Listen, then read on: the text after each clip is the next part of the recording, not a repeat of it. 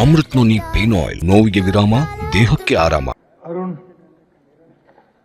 ಧನ್ಯವಾದಗಳು ಮಾನ್ಯ ಸಭಾಪತಿಗಳೇ. ಇತ್ತೀಚೆಗೆ Indian cricket team world T20 cup ಅನ್ನ ಗೆದ್ದಿರೋದಕ್ಕೆ ನಮ್ಮ ವಿಧಾನ ಪರಿಷತ್ತಿಂದ ಇಡೀ ನಮ್ಮ ಇಂಡಿಯನ್ ಕ್ರಿಕೆಟ್ ಟೀಮಿಗೆ ಅಭಿನಂದನೆಯನ್ನ ಹೇಳಬೇಕು ಅಂತ ನಾನು ಕೇಳ್ಕೊಳ್ತೀನಿ.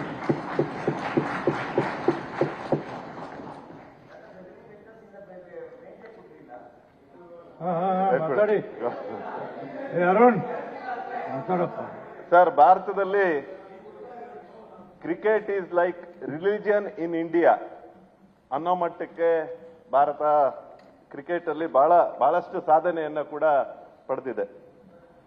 ಇಂಟರ್ನ್ಯಾಷನಲ್ ಕ್ರಿಕೆಟ್ ಕೌನ್ಸಿಲ್ನ ಅಡಿಯಲ್ಲಿ ಇಲ್ಲಿವರೆಗೂ ಭಾರತ 4 ಬಾರಿ ವರ್ಲ್ಡ್ ಕಪ್ ಅನ್ನ ಗೆದ್ದಿರುವಂತದ್ದು.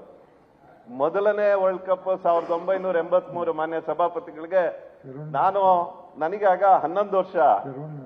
ನಮ್ಮೂರಲ್ಲಿ ಟಿವಿ ಕೂಡ ಇರಲಿಲ್ಲ, ಟೆಲಿವಿಷನ್ ಕೂಡ ಶಿವಮೊಗ್ಗದಲ್ಲಿ ಇರಲಿಲ್ಲ, ನಮ್ಮನೆಯಲ್ಲೂ ಇರಲಿಲ್ಲ ಸರ್. 83ರಲ್ಲಿ ಇರಲಿಲ್ಲ, ಬರ್ತಿರ್ಲಿಲ್ಲ ಸರ್, ಯಾವ್ದು ಚಾನೆಲ್ಗಳು ಬರ್ತಿರ್ಲಿಲ್ಲ, ದೂರದರ್ಶನ ಬರ್ತಿರ್ಲಿಲ್ಲ. ನಾವು ನಮ್ಮ ತಂದೆಯವರು ಕೂಡ ಮಾನ್ಯ D.A. ಶಂಕರಮೂರ್ತಿ ಅವರು ಕ್ರಿಕೆಟ್ ಪ್ರೇಮಿಗಳು. ನಾನು ಕೇಳಿದೆ, ನಾನು ಕ್ರಿಕೆಟ್ ನೋಡ್ಬೇಕು, ಟಿವಿಲಿ ನೋಡ್ಬೇಕು ಅಂದಾಗ 83ನೇ ಇಸ್ವಿಲಿ ನಾವು ಶಿವಮೊಗ್ಗದಿಂದ ಬೆಂಗಳೂರಿಗೆ ನನ್ನನ್ನು ಕರ್ಕೊಂಬಂದು ಟಿವಿಲಿ ನೋಡಕ್ಕೋಸ್ಕರ, ಅವತ್ತು ಬ್ಲಾಕ್ ಅಂಡ್ ವೈಟೇ ಜಾಸ್ತಿ ಇದ್ದಿದ್ದು, ಕೆಲವೇ ಕಲರ್ ಟಿವಿಗಳು, ಅದು ಹುಡ್ಕೊಂಡು ಹೋಗಿ ಒಂದ್ ಕಡೆ ಹೋಗಿ ನಮ್ಮ ಸೋದರ ಮಾವನ ಮನೇಲಿ ಹೋಗಿ ಕೂತಿ ನೋಡಿದ್ದಂಥದ್ದು.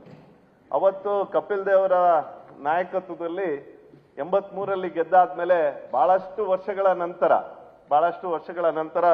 2007ನೇ ಇಸ್ವಿಲಿ T20 ಕಪ್ ಅನ್ನ ಕೂಡ ಗೆಲ್ತು. ಅದಾದ್ಮೇಲೆ 2011ನೇ ಇಸ್ವಿಲಿ ಮಹೇಂದ್ರ ಸಿಂಗ್ ಧೋನಿ ಅವರ ನೇತೃತ್ವದಲ್ಲಿ ನಮ್ಮ ಮತ್ತೆ ವರ್ಲ್ಡ್ ಕಪ್ ಅನ್ನ ಗೆದ್ದಿರುವಂತದ್ದು. ಹಾಗೂ 13 ವರ್ಷಗಳ ನಂತರ, ಯಾಕಂದ್ರೆ 2023 ನವೆಂಬರ್ 19 ನಾವು ಮರೆಯಕ್ಕೆ ಆಗಲ್ಲ. ನಾವಿನ್ನೇನು ಗೆಲ್ತೀವಿ ಅನ್ನುವಂತ ಫೈನಲ್ಸ್ ನಲ್ಲಿ ಸೋತಂತದ್ದು ರೋಹಿತ್ ಶರ್ಮಾ ತಂಡ. ಮತ್ತೆ 2024ರಲ್ಲಿ ತುಂಬಾ ಕಷ್ಟಪಟ್ಟು ನಮ್ಮ ಭಾರತ ದೇಶದ ಎಲ್ಲ ಕ್ರಿಕೆಟ್ ಪಟುಗಳು 2024ರ T20 ಕಪ್ ಗೆದ್ದಿದ್ದಕ್ಕೆ ಇಡೀ ಇಂಡಿಯನ್ ಕ್ರಿಕೆಟ್ ಟೀಮಿಗೆ ಅಭಿನಂದನೆಗಳನ್ನ ವಿಧಾನ ಪರಿಷತ್ತಿನ ಮೂಲಕ, ಬಹಳ ವಿಶೇಷವಾಗಿ ಮಾನ್ಯ ಸಭಾಪತಿಯವರೇ, ನಮ್ಮ ರಾಜ್ಯದ ರಾಹುಲ್ ದ್ರಾವಿಡ್ ಅವರನ್ನ ನೆನೆಸ್ಕೊಳ್ಳೇಬೇಕು. ಅವರು ಮಿಸ್ಟರ್ ಡಿಪೆಂಡಬಲ್, ದ ವಾಲ್. ಅವರು ಕೋಚ್ ಆಗಿ ಅವರ ತಾಳ್ಮೆ, ಅವರ ಸಹನೆ ಮತ್ತೆ ಅವರ ಸ್ಫೂರ್ತಿ ಇಡೀ ಇಂಡಿಯನ್ ಕ್ರಿಕೆಟ್ ಟೀಮ್ಗೆ ಇವತ್ತು T20 ಗೆಲ್ಲೋದ್ರೊಳಗೆ ಬಹಳ ಪ್ರಮುಖ ಪಾತ್ರವನ್ನು ವಹಿಸಿದ್ದಾರೆ. ಅವರಿಗೆ ಉತ್ಪೂರ್ವಕವಾದಂತಹ ಅಭಿನಂದನೆಗಳನ್ನ ವಿಧಾನ ಪರಿಷತ್ತಿನ ಎಲ್ಲ ಸದಸ್ಯರ ಪರವಾಗಿ ಹೇಳಲಿಕ್ಕೆ ಇಚ್ಛೆಪಡ್ತೇನೆ. ಪ್ರಕಾಶ್,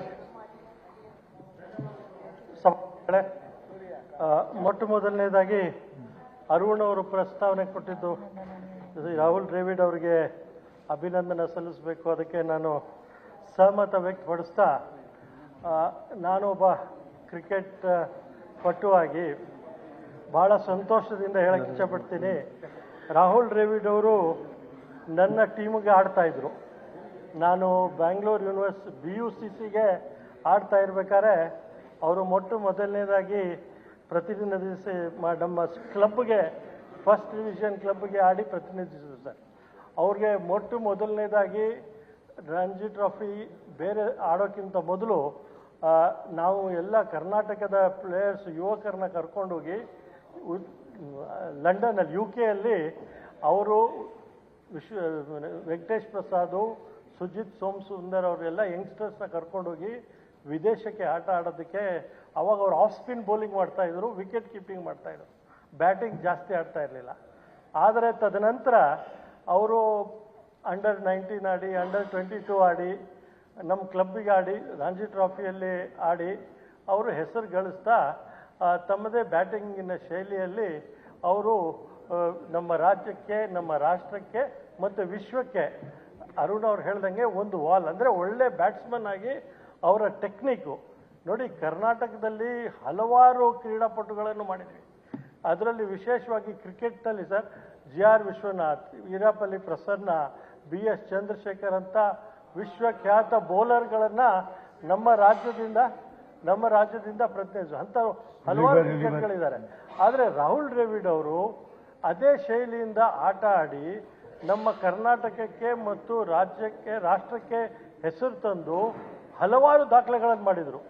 ಅದರ ಜೊತೆಗೆ ಅವರು ಈ ನಮ್ಮ ಕ್ರಿಕೆಟ್ ಅಕಾಡೆಮಿಯ ಕೋಚ್ ಆಗಿದ್ರು. ಮೊದಲು ನ್ಯಾಷನಲ್ ಕ್ರಿಕೆಟ್ ಅಕಾಡೆಮಿ BCCI ಅವರು ಮಾಡಿದ ಕೋಚ್ ಆಗಿದ್ರು. ಅಂಡರ್-19ಗೆ ಅವರು ಕೋಚ್ ಆಗಿದ್ದರು. ಅಂಡರ್-19 ಟೀಮ್ನ ಮ್ಯಾನೇಜರ್ ಆಗಿದ್ರು. ತದನಂತರ ಭಾರತ ದೇಶದ ಕ್ರಿಕೆಟ್ ಟೀಮಿನ ಕೋಚ್ ಆಗಿ ಬಹುಶಃ ಅವರು 2012ರಲ್ಲಿ 17ರಲ್ಲಿ ಶಾಯದ್ ಅವಾಗ ಅವರು ಸೋತ್ವಿ, ನಾವು ವರ್ಲ್ಡ್ ಕಪ್ ಫೈನಲ್ಸಲ್ಲಿ ಸೋತ್ವಿ. ಅದಕ್ಕೆ ಅವರು ಬಹಳ ನೊಂದಿದ್ರು. ಆ ಸಮಯದಲ್ಲಿ ಅವ್ರಿಗೆ ರೋಹಿತ್ ಶರ್ಮಾ ಅವರು ಅವ್ರಿಗೆ ಪ್ರಚೋದನೆ ನೀಡಿ, ನಾವು ಸಲಹಿದ ಕೈಗಳು ನಮ್ಮ ನೋವಿಗೆ ಸ್ಪಂದಿಸಿದಾಗ ಆಗುವ ಸಂತೋಷ. ಅಮೃತ್ ನೋನಿ ಪೇನ್ ಆಯಿಲ್, ನೋವಿಗೆ ವಿರಾಮ, ದೇಹಕ್ಕೆ ಆರಾಮ. ನೀನು ಮತ್ತೆ ಮುಂದುವರಿಬೇಕು ಅಂತ ಹೇಳಿ ಅವರು ನಮ್ಮ ರಾಷ್ಟ್ರದ ಕ್ರಿಕೆಟ್ ಟೀಮನ್ನು ಕೋಚಿಂಗ್ ಮಾಡಿ ಅದಕ್ಕೆ ಈ 2024 ಗೆಲ್ಲುವಲ್ಲಿ ಬಹಳ ಒಂದು ಮಹತ್ತರವಾದ ಪಾತ್ರ ವಹಿಸಿದ್ರು. ಮತ್ತು ಕರ್ನಾಟಕದ ಹೆಮ್ಮೆಯ ಪುತ್ರ ಆಗಿ ಈಗಾಗಲೇ ಅವರು ಒಳ್ಳೆ ಹೆಸರನ್ನು ತಂದಿದ್ದಾರೆ. ನಾನು ಸಭಾಪತಿಗಳೇ ತಮ್ಮ ಮೂಲಕ ಸರ್ಕಾರಕ್ಕೆ ವಿನಂತಿ ಮಾಡ್ತೀನಿ, ಅವರಿಗೆ ಅಭಿನಂದನೆ ನಮ್ಮ ಸದನದಲ್ಲಿ ಸಲ್ಲಿಸೋ ಜೊತೆಗೆ ಅವರಿಗೆ ವಿಶೇಷವಾದ ಸನ್ಮಾನವನ್ನು ಕರ್ನಾಟಕ ಸರ್ಕಾರ ಕರೆದು ಅವರಿಗೆ ವಿಶೇಷವಾದಂಥ ಸನ್ಮಾನವನ್ನು ಮಾಡಿ ಅವರಿಗೆ ಬೇರೆ ರಾಜ್ಯಗಳಲ್ಲಿ ಹಲವಾರು ಕ್ರೀಡಾಪಟುಗಳಿಗೆ ಸಾಕಷ್ಟು ಅವಾರ್ಡ್ಗಳು ಕೊಟ್ಟಿದ್ದಾರೆ. ಅದು ಹಣದ ಮುಖಾಂತರ ಅದರ ಮುಖಾಂತರ ಕರೀತಾ ಇದ್ದಾರೆ. ಆದರೆ ಸಭಾಪತಿಗಳೇ, ತಾವು ರಾಹುಲ್ ದ್ರಾವಿಡ್ ಅವರ ಮಾನವೀಯತೆಯನ್ನು ನೋಡಬೇಕು. 5 ಕೋಟಿ ರೂಪಾಯಿ ಅವ್ರಿಗೆ ಬಹುಮಾನ ಸಿಕ್ಕಿದ್ರು ಅವರ ಸ್ಟಾಫ್ಗೆ ಬಹುಮಾನ ಸಿಕ್ಕಿಲ್ಲ ಅಂಥೇಳಿ ನಾನು 2.5 ಕೋಟಿ ನನ್ನ ಅನುದಾನ ಬೇಡ, ಅವ್ರಿಗೇನು ಸಮಾನಾಂತರವಾಗಿ ಕೊಡುವಂಥ ಉದಾರ ಮನೋಭಾವನೆ ಇಟ್ಕೊಳ್ಳುವಂಥ ಒಬ್ಬ ವ್ಯಕ್ತಿ. ದುಡ್ಡು ಬೇಕಂದ್ರೆ ಎಲ್ಲರೂ ಎಷ್ಟೇ ಪ್ರಯತ್ನ ಮಾಡಿದ್ರು ಅದನ್ನು ಅವರು ಬಿಟ್ಕೊಡಲ್ಲ. ಆದರೆ ರಾಹುಲ್ ದ್ರಾವಿಡ್ ಅವರು ಹಣ ಮುಖ್ಯ ಇಲ್ಲ, ನನ್ನ ಜೊತೆಗೆ ಯಾರು ಕೋಚಿಂಗ್ ಮಾಡ್ತಾ ಇದ್ದಾರೆ ಸ್ಟಾಫು ಅವರಿಗೂ ಕೂಡ ಸಮಾನವಾಗಿ ದುಡ್ಡು ಕೊಡಬೇಕು ಅಂತೇಳಿ ಅವ್ರಿಗೆ ಸಾಕಷ್ಟು ಪ್ರೇರಣೆಯನ್ನು ಕೊಟ್ಟರು. ನಾನು ಯಾಕೆ ಈ ಮಾತು ಹೇಳ್ತಾ ಇದ್ದೀನಿ ಅಂದರೆ ಅವರ ಮಾನವೀಯತೆ ನಾನು ನೋಡಿದ್ದೀನಿ. ಅವ್ರಿಗೆ ನನ್ನ ಕಾಲೇಜಲ್ಲಿ ಜೊತೆಗೆ ಆಡಿದವರು ಅವರು. ಸೆಂಟ್ ಜೋಸೆಫ್ಸ್ ಕಾಲೇಜ್ ಕಾಮರ್ಸಲ್ಲಿ ನಾನು ಫೈನಲ್ ಇಯರ್ ಇದ್ದಾಗ ಅವರು ಫಸ್ಟ್ ಇಯರಿಗೆ ಬಂದು ರಾಹುಲ್ ದ್ರಾವಿಡ್ ಆಡಿದವರು. ತದನಂತರ ಅವರು ನಮ್ಮ ಕ್ಲಬ್ಬಿಗೆ ಆಡಿದವರು. ತದನಂತರ ರಾಜ್ಯದಲ್ಲಿ ಆಡಿದಾಗ ನಮ್ಮ ಜೊತೆಗಿದ್ದವರು. ಈಗ ಅಂತಾರಾಷ್ಟ್ರೀಯ ಮಟ್ಟದಲ್ಲಿ ನಾನಂತೂ ಹೋಗೋಕ್ಕಾಗಲಿಲ್ಲ, ನಾವು ಅಲ್ಲಿಗೆ ರಿಟೈರ್ ಆದ್ವಿ. ಆದರೆ ಅವರು ಮುಂದೆ ಹೊರತು ಸಾಕಷ್ಟು ಕ್ರಿಕೆಟ್ ಆಡಿದರು. ಆದರೆ ಅವರ ಮಾನವೀಯತೆ ಎಷ್ಟು ಒಳ್ಳೇದು ಅಂತ ಇವಾಗ ಏನಾಗ್ಬಿಟ್ಟಿದೆ ಇಲ್ಲ ಅರುಣ್ ಅವರೇ, ಇವಾಗ ಬ್ಯಾಟಿಂಗ್ ಏನಂದ್ರೆ ಕ್ರಿಕೆಟ್ ಆಡ್ಬೇಕಾದ್ರೆ 11 ಜನ ಒಂದು ಫೀಲ್ಡ್ ಅಲ್ಲಿ ಆಡ್ತೀವಿ. ಇಲ್ಲಿ ಸದನದಲ್ಲಿ ಬಂದ್ಮೇಲೆ ಅನುಕ್ಷಣದ ಸುದ್ದಿಗಳಿಗಾಗಿ ವಿಸ್ತಾರ ನ್ಯೂಸ್ ಯೂಟ್ಯೂಬ್ ಚಾನೆಲ್ ಸಬ್ಸ್ಕ್ರೈಬ್ ಮಾಡಿ. ಹೊಸ ಸುದ್ದಿಗಳ ನೋಟಿಫಿಕೇಶನ್ಗಾಗಿ ಬೆಲ್ ಐಕಾನ್ ಕ್ಲಿಕ್ ಮಾಡಿ.